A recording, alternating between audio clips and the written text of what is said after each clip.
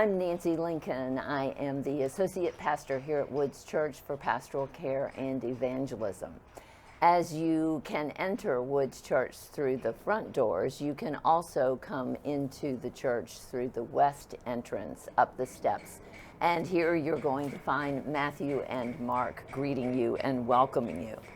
Matthew and Mark are two of the three synoptic gospels in the New Testament, and that term synoptic comes from the Latin word which means seeing things together.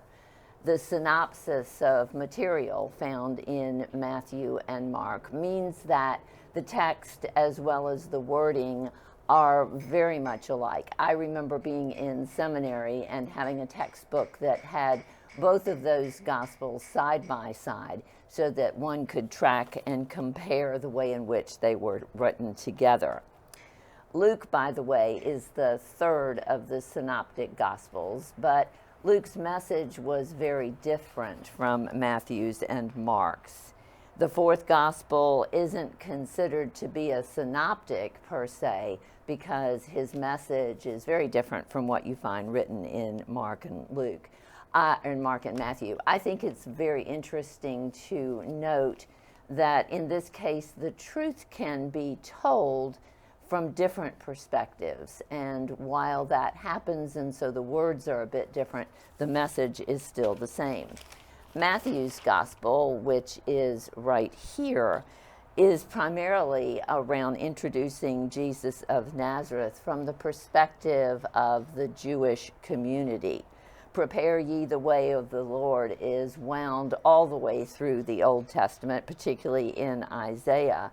And it is a message to God's people that the Messiah that they've been waiting for is coming, and they need to be prepared for that. Matthew, for example, spends much of his time, therefore, on focusing on Jesus's Jewish ancestry and heritage, emphasizing to the Jewish people that he is indeed the fulfillment of prophecy. He is the Messiah they've been waiting for. He talks about his heritage and his lineage, and even quotes places in the Old Testament showing how Jesus's life and his death are all fulfillments of the Jewish prophecy.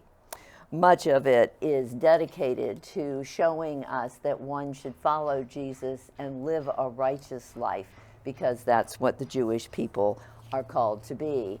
And therefore, Matthew declares Jesus to be the Son of Man. Hence, the door pull, when you look at it, you will see a man with wings emerging out of the Bible.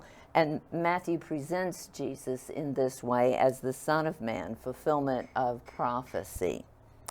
While Matthew's gospel emphasized that fulfillment of prophecy, Mark's gospel is a bit different because it focuses on mission. It's kind of like we say, okay, so the Messiah we waited for has now come, now what? Mark's point is to say, here's what our response is. We should take action and we should follow on Jesus's path. Interestingly enough, at first, the Gospel of Mark was not nearly as popular as Matthew's Gospel, but over time, especially recently, much biblical focus and theological focus has been on the Gospel of Mark. Many biblical scholars believe it to have been the first Gospel that was written. And Mark has a really tough job because he is invested in assuring the people that Jesus was not just the Messiah, but the resurrected Lord. And he has to contend with the fact that in his life he suffered and he was crucified and died. And that's a difficult sell for people because they figure, well, why should we want to be like that? When in fact, what Mark is trying to emphasize is that we ourselves are called sometimes to great suffering, sometimes to living lives that aren't particularly pleasant, but that we are ones who will also inherit the same kind of salvation that Jesus promises. Mark 8 tells us that following Jesus essentially means denial of self, picking up your own cross and following Christ. Mark's door pull here has an image of a lion with wings. The lion is an ancient kind of symbol for power and strength and authority. And the door pull kind of represents for us the fact that Jesus was that authority and Jesus is Lord and King. So as you enter through these doors, you then go into the sanctuary where we worship Jesus Christ as the fulfillment of the messianic prophecy and as Lord and King of all.